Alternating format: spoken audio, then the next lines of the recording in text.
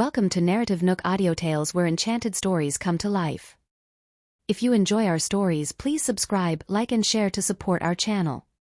Enjoy listening. Roxanne's mind was preoccupied with Estella. She only recalled that Jack and Hector were still waiting for her in the research institute at the boys' reminder. She cast a glance at the doorway, still worried about the girl's safety. "Mommy, just go," the boys urged. Right then, Jack called. Roxanne picked up the call as she furrowed her brows. "Sorry, I'll be there in a moment," she said apologetically. Hearing that there was something amiss with her voice, Jack asked in concern, "Did something happen?" He was already worried when he heard Roxanne abruptly telling him that she was going to be late by half an hour. Just as Roxanne was about to say something, she heard Hector's and Colby's voices. She hesitated. Then, with a nonchalant chuckle, she said to him, "Nothing. I'll be right there." Jack asked a few more questions in concern, but Roxanne dismissed them all.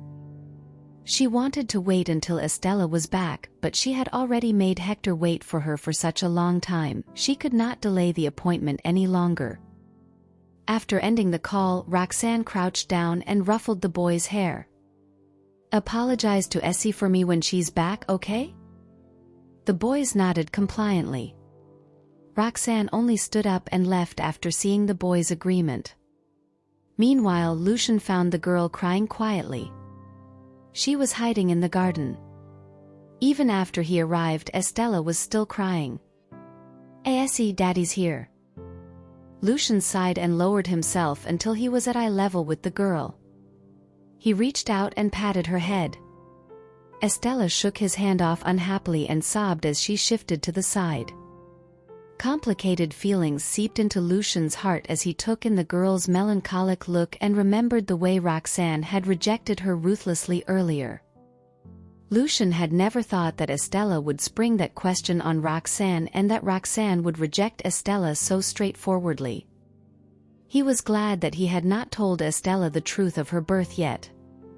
Otherwise, he had no idea how sad she would be to hear the rejection from her own mother. Estella was still sulking, and there was nothing Lucian could say. All he could do was stand by her side. He had thought that Roxanne would run after them soon. After all, he knew that Roxanne truly liked Estella despite her earlier rejection. Yet even after some time had passed, Roxanne still did not show up. Lucian's expression gradually darkened. Estella shared similar thoughts. She had been waiting for Roxanne to come after her and console her, but Roxanne did not come. Eventually, Estella stopped crying.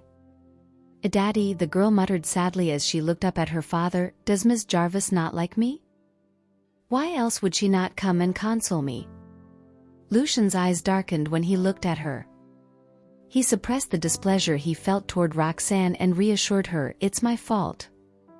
Miss Jarvis hasn't accepted me yet. That's why she rejected you." Still, Estella's eyes were red. "But why isn't Miss Jarvis coming to see me?" The last time she had gone missing, Roxanne had been the first to find her. Lucian gently patted her head and said, "Maybe Miss Jarvis hasn't found you yet. Let's go back and wait for her." Estella nodded obediently upon hearing her father's words. Lucian lifted Estella into his arms before returning to Roxanne's place.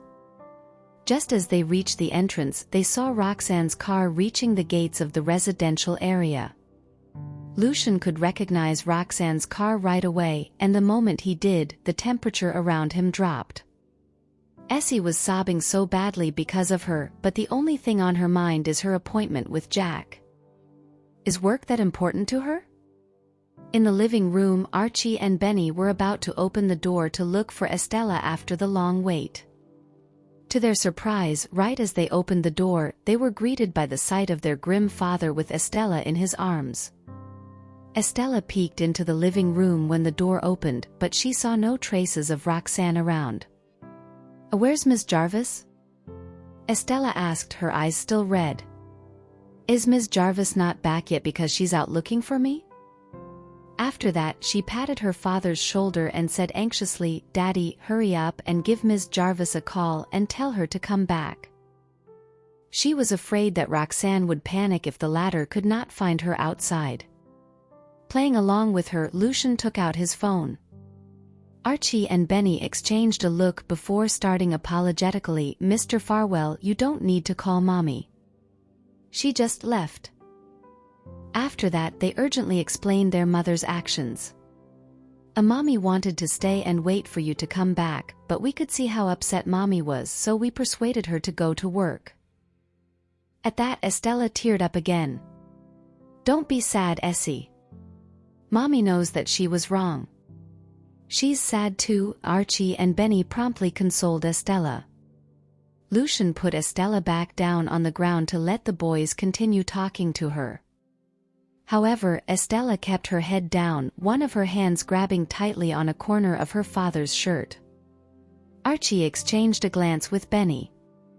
With a frown, Archie stepped forward and grabbed the girl's other hand. He promised, "Mommy will be back once she's done with work. Once she's back, she'll surely apologize to you. Don't be sad anymore, Essie."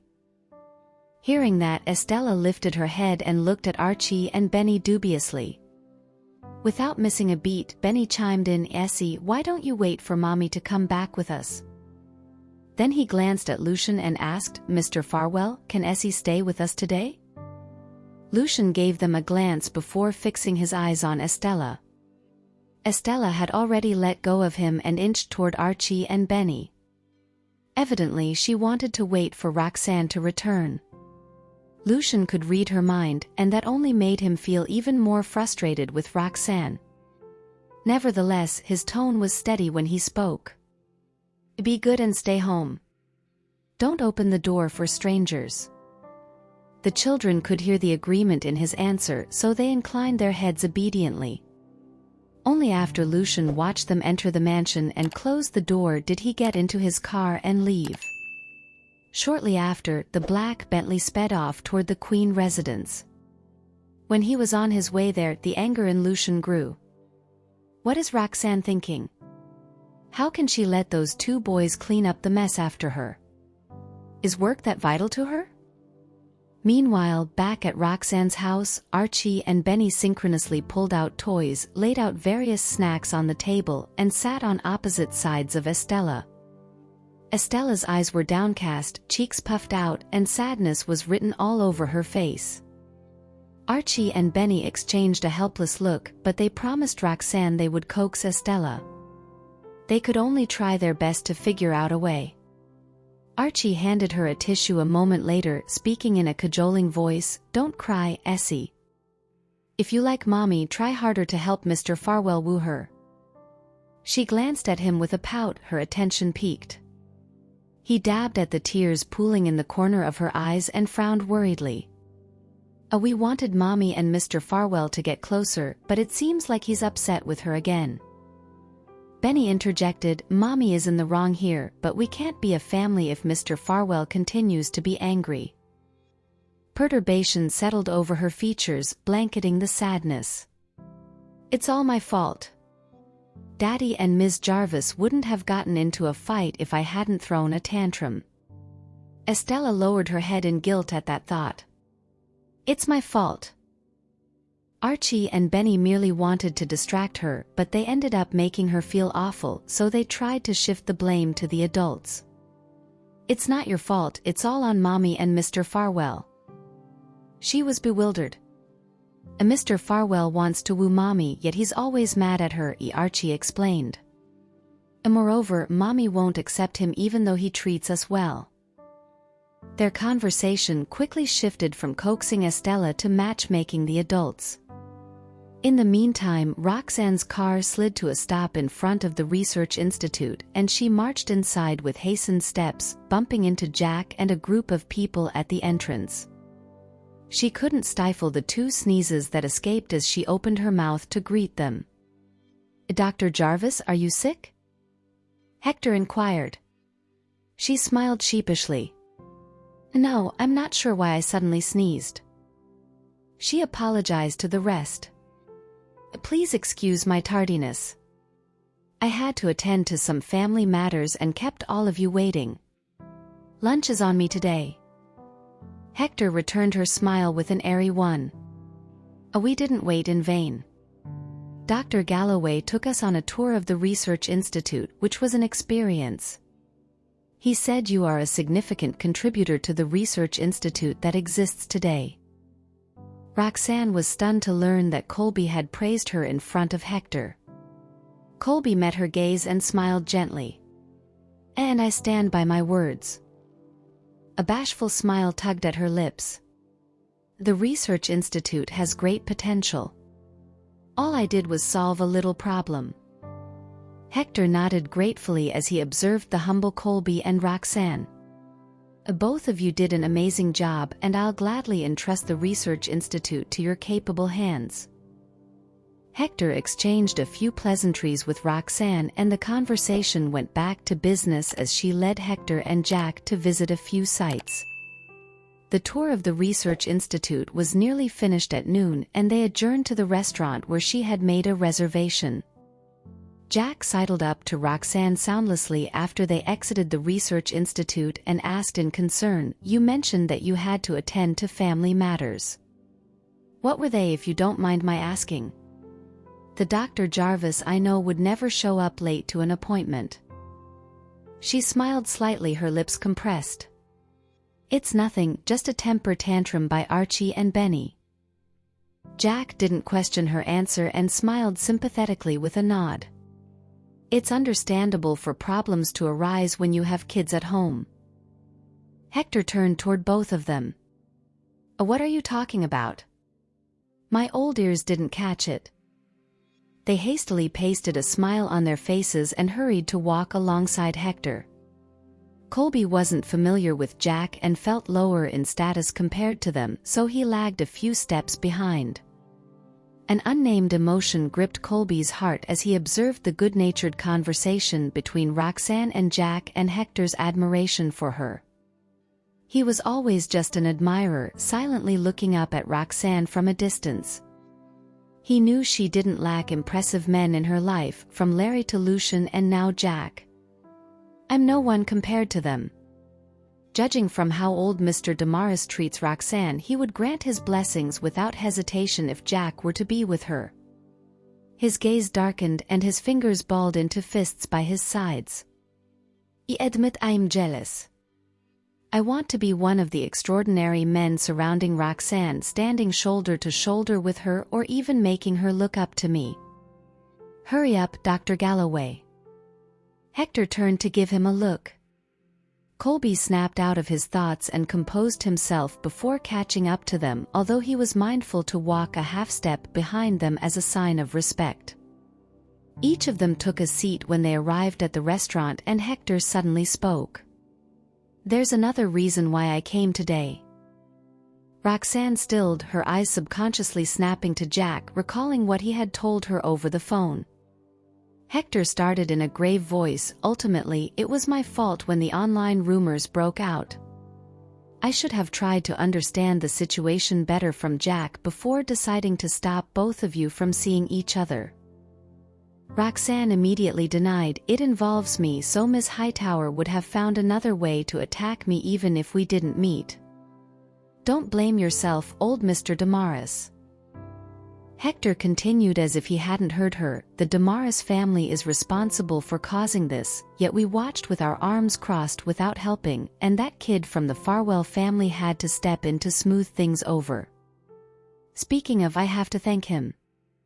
Her heart tightened and a frown marred her brows. She opened her mouth to speak, but no words came out. Who am I to object if old Mr. Damaris wishes to express his gratitude to Lucian? Colby had only discovered that Lucian was the one who had resolved the situation, and jealousy ate at him like acid. Regarding the public outcry, all Colby could do was provide a few statements from the perspective of the Research Institute. However, they did not do much to help. Somehow the situation slowly began to die down. In fact, it was completely turned around after Harvey's interview the next day. Colby was humbled when he learned that Lucian was the one responsible and ashamed that he failed to help Roxanne with such a minor problem. The man felt even more insecure when he remembered meeting Lucian at Roxanne's house. If he was at Roxanne's at that hour, they must be quite close. Colby's sense of insecurity instantly intensified when he thought of that. He had thought he could stay by Roxanne's side quietly, but when he saw how she could end up in another man's arms and how unlikely he was to beat his competitor, he realized he could not be as selfless as he thought. After chit-chatting with Roxanne, Hector changed the topic back to the project. "Dr. Jarvis, your medical knowledge is impressive even though you're young. You even gained Professor Lambert's favor. I can tell he sees greatness in you since he stood up for you without a second thought." Roxanne's eyes were filled with respect for Harvey when she thought of the man. "Professor Lambert treats his students all the same. If any of my classmates were put in the same situation, he would have done the same thing." Hector was even more impressed with Roxanne after hearing that. "You're already exceptional, so I'm sure you'll become a role model to the young generation if you benefit from the project. Professor Lambert will be proud of you." "You're too kind, old Mr. Damaris." "I promise I'll do my best with the project," responded Roxanne with a polite smile. Colby, sitting beside Roxanne, instinctively turned to look at the woman when he heard Hector. "She's already way out of my league. If she manages to finish the project on her own, the distance between us will be even greater." At that thought, Colby could not help but furrow his eyebrows as he voiced tenderly, "I want to improve myself with this opportunity too, so just let me know if you need anything. I'll do whatever I can to help." After his previous encounter with him, Hector had a good impression of Colby. Hearing that Colby was eager to assist with the project only made Hector like him more. "It'd be wonderful if you could lend a helping hand, Dr. Galloway. That way, I won't have to worry about the medical field in our country dying out," uttered Hector, whose eyes were filled with nothing but adoration for Colby. Meanwhile, Jack gave Colby a strange look because he sensed something was off. "I remember how this man used to keep to himself in the research institute, so why would he suddenly be so proactive?" On top of that, Jack had noticed Colby sneaking a few glances at Roxanne just now, so he was convinced that Colby had an ulterior motive for being so helpful. However, he would rather not make an effort to guess what the motive was. Anyhow, Colby would have to come to me sooner or later if he wanted to be a part of the project. With that thought in mind, Jack knitted his eyebrows slightly before extending an olive branch and pretending to be oblivious. "I'm grateful that you're willing to assist us with the project, Dr. Galloway. This is a toast to you." Naturally, Colby had no problem with the peace offering, so he too downed his drink as a courtesy. After lunch, Roxanne and the others returned to the Research Institute to continue discussing the details of their cooperation. When they came out of the restaurant, a flash of light flickered twice in a bush across the road before quickly disappearing. The person hiding in the bush only stepped out after he saw the group leave in a car. Looking at the photos he had just taken with his camera, the mysterious man nodded with satisfaction before hurrying away. At the Queen residence, Jonathan stood up in surprise when his butler entered the house with Lucian. "To what do I owe the pleasure, Lucian?" Standing beside Jonathan was Frida, who could not help but feel guilty when she saw Lucian because of her meeting with Aubrey. Even her voice was shaky when she greeted the man. "Lucian." Lucian simply gave Frida an indifferent look before shifting his attention to Jonathan. "Are you available now?" Frowning slightly, Jonathan could tell that Lucian had something important to discuss with him. "Yes. Let's talk in my study." After agreeing to the proposal, Lucian followed Jonathan upstairs to the study. Frida remained downstairs as she watched the two leave her behind. When she thought of how cold Lucian was to her, she clenched her fists angrily. Only after Frida heard the door shut did she cautiously head upstairs to eavesdrop outside the study. Any progress with Herbscape Group? Asked Lucian with a stern face as he sat on the couch in the study, watching Jonathan pour him a cup of coffee. Jonathan froze for a while when he heard the question. Then he looked at Lucian in confusion. About that? I thought you had given up on them, so I didn't consider them. After that, Jonathan tried his best to remember what he and Lucian had talked about at Queen Group. Lucian made it clear that he planned to go with the flow, so why is he bringing up the matter now? He even came here on the weekend to discuss it. A Herbscape Group is already in our crosshair. Why would we let somebody else have them? Asked Lucian rhetorically with a frown. He had intended for Roxanne to realize her potential at Herbscape Group, but after what happened that morning, he changed his mind. To Roxanne, her job is more important than her children. I can't let her go on like this. Jonathan hesitated for a while before responding, but I think Dr. Jarvis has already agreed to work for Herbscape Group as their technical advisor. If we were to make a move on them suddenly, she would probably... Before he could finish his sentence, he was silenced by Lucian's fierce look. Judging by how Lucian had reacted when Roxanne was mentioned, Jonathan could easily figure out what was going on. After all, only Roxanne could change Lucian's mind. Jonathan could not help but wonder what had happened between the two in such a short time. Still, he decided it was best not to talk about that and shifted the focus to the acquisition of Herbscape Group. And with Dr. Jarvis as their technical advisor, the Damaris family and Dr. Jarvis are officially working together. I'm afraid it'll take some time to acquire Herbscape Group. Naturally, Lucian was aware of the situation as well. Damaris Group probably only managed to steal Herbscape Group from us because they had something Herbscape Group wanted. If we can make a better offer, Herbscape Group may reconsider. Jonathan nodded in agreement after listening to Lucian. Indeed, every business in the world is profit-driven, and Herbscape Group is no exception. A Queen Group has more business dealings with Herbscape Group, so let me handle this, said Jonathan while gazing at the man opposite him. What Lucian should do is go after Dr. Jarvis. It's been such a long time and the relationship between the two still hasn't progressed. Even I'm starting to worry for him. Lucian nodded non-committally. I will do whatever it takes to persuade Herbscape Group. Jonathan's heart raced when he agreed to do his best. It seems that Lucian and Dr. Jarvis had a pretty serious argument. Otherwise, he wouldn't have said something like that. With that thought in mind, Jonathan could no longer hold back his curiosity. Did something happen between you and Dr. Jarvis again? Lucian's face turned solemn when Roxanne was brought up. Nothing happened. Jonathan was skeptical about his answer. Sensing Jonathan's suspicious look, Lucian rubbed his temple as he suppressed his anger. It was just a minor disagreement. I'm still trying to work it out, said Lucian evasively. Jonathan wondered if Lucian's solution was to put Roxanne out of a job. However, he did not continue with the topic since Lucian seemed troubled enough as it was. Do you remember what we talked about last time?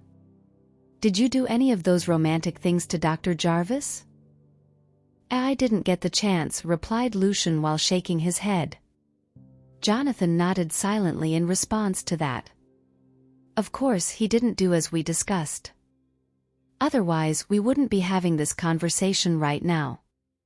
Lucian did not want to continue with the conversation, so he rose from the couch and inquired, "Where's old Mr. Queen?"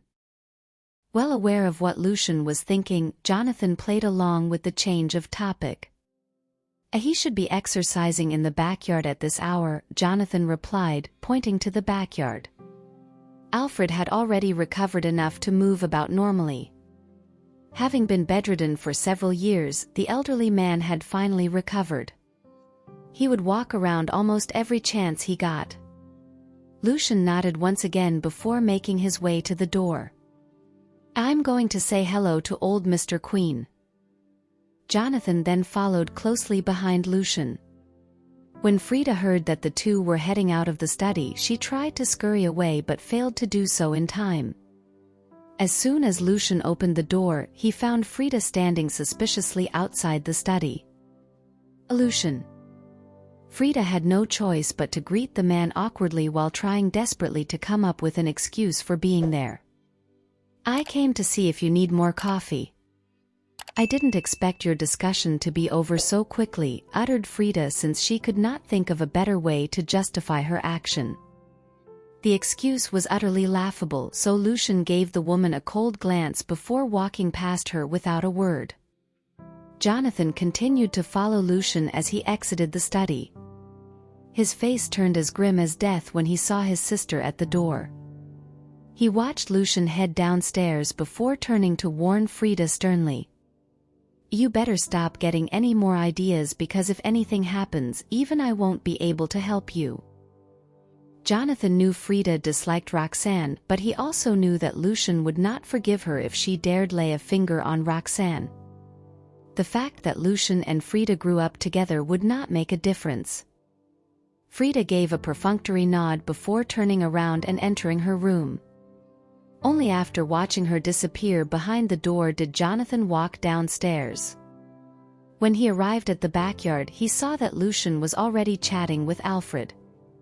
I did that to save Dr. Jarvis from the predicament, so why are you thanking me? Alfred gazed at Lucian in bafflement as the latter had started expressing his gratitude a short while into the conversation. Lucian maintained a polite mien in front of Alfred. After listening to the old man's remark, he merely flashed a faint smile.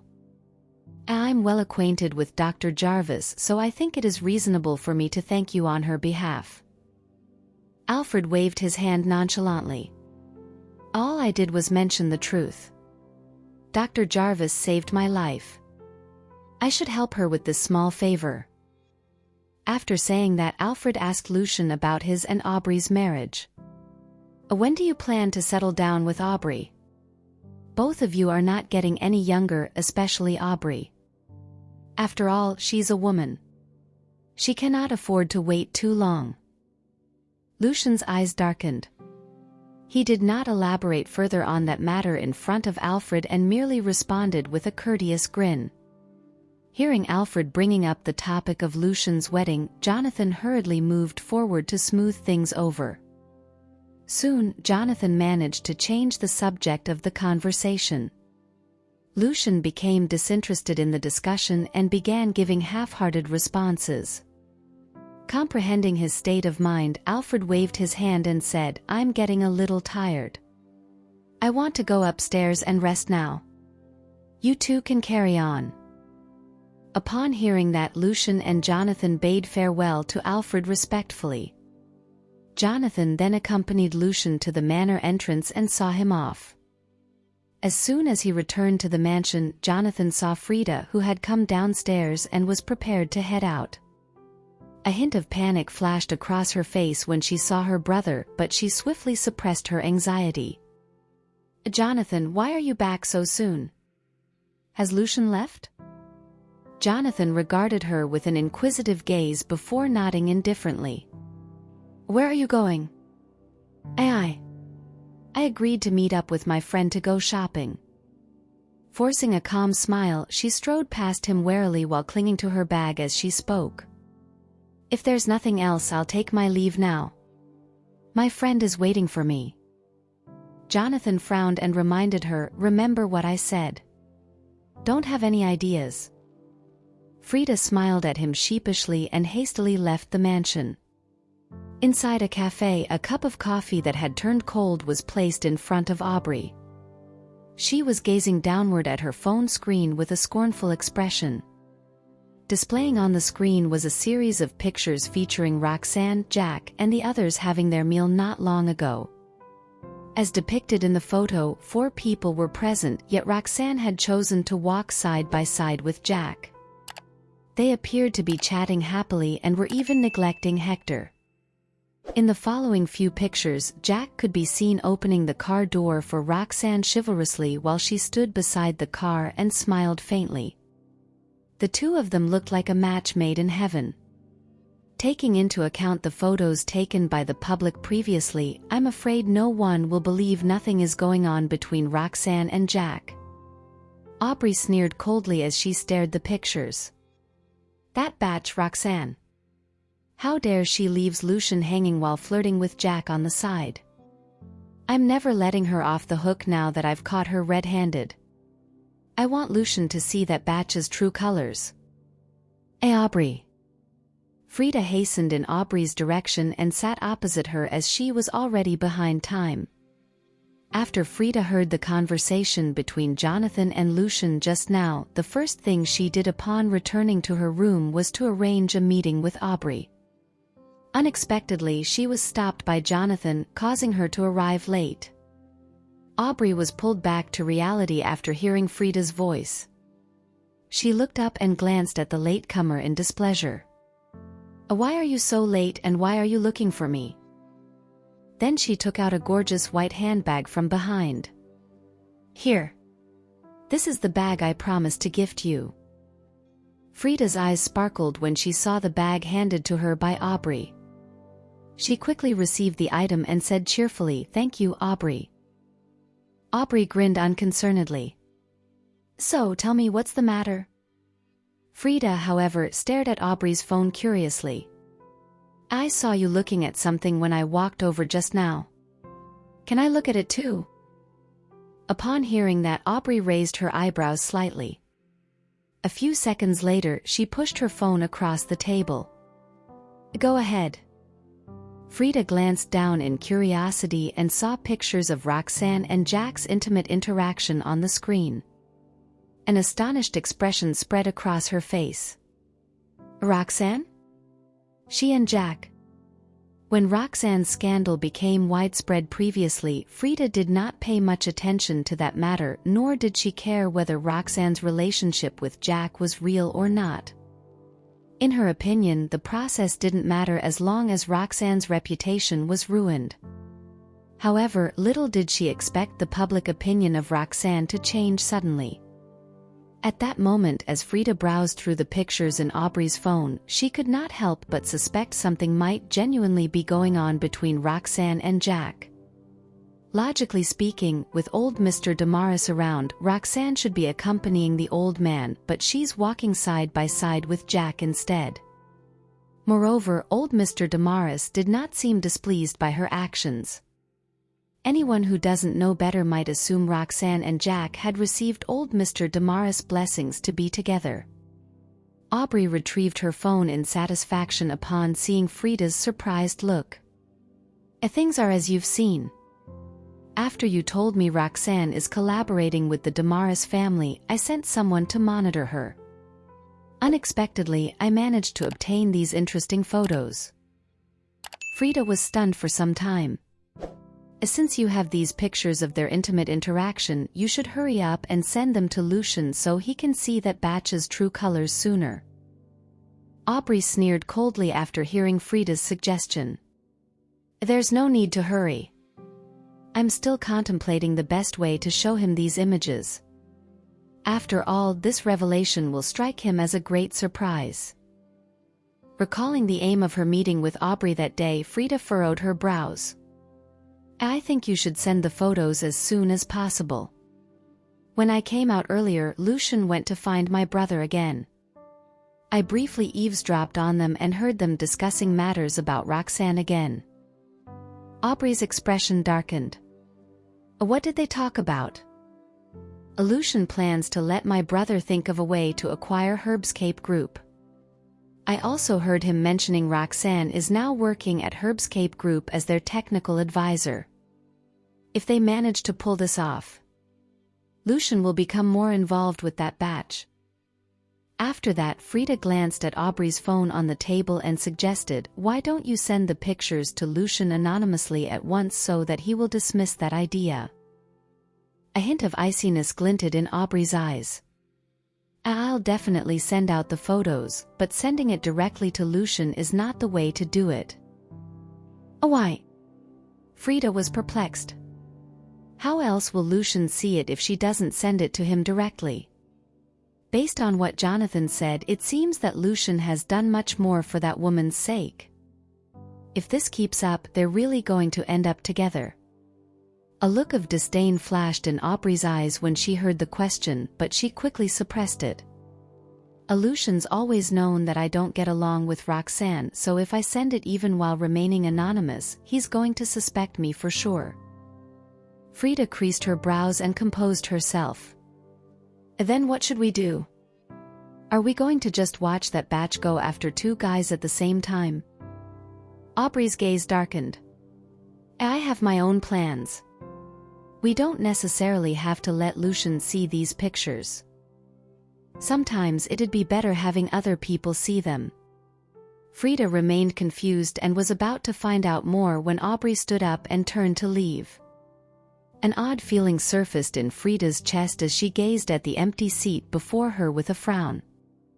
All this while she would share whatever she knew about the matters between Lucian and Roxanne with Aubrey. Yet to Aubrey, Frida was just a robot whose only job was to feed her information. She had never told her what she intended to do. Frida had no way of knowing what Aubrey was thinking. Aubrey hopped into her car after walking out of the cafe, but instead of starting the engine, she remained seated and twiddled with her phone for a brief moment. Before long, the words "message sent successfully" appeared on her screen. She then sat inside her vehicle for a while before making her way back to the Farwell residence. I can't wait to see the look on Sonia's face when she receives that message. Back at the Farwell residence, Sonia was in the middle of a yoga session when her phone vibrated. Without a second thought, she grabbed her device and glanced at the screen, only to notice she had received a few text messages from an unknown number. With a frown, the woman returned to the couch and clicked into the messages. The first few photos she saw were those of her son standing with Roxanne and her 3 children at the entrance to a concert hall. They all appeared to get along well. The other photos were of Roxanne and Jack chatting away merrily. After going through all the media, Sonia grew so livid that her fingers trembled. She couldn't recall how many times she had warned her son to stay away from Roxanne. Yet, as shown clearly in the photos, not only did he disregard her words, but he was also being played like a fool by Roxanne. Aubrey just so happened to return while Sonia was boiling with rage. A smug look appeared on the former's eyes for a split second before she put on a concerned facade and sat down next to the older woman. What's wrong, Mrs. Farwell? Why do you look so riled up?" At that, Sonia turned around sharply to face the pleasant-looking lady, but she grew infuriated once again at the thought of the woman shown in the pictures. Still, with her future daughter-in-law right in front of her, she knew she had to defend her son. "It's nothing much. Go on upstairs and get some rest. I have some matters to take care of." Thank you for listening. If you have enjoyed this story, please like and share so others can see it too. Also hit the subscription button and notification bell so you can be notified on our next release. Thank you for your support. God bless you.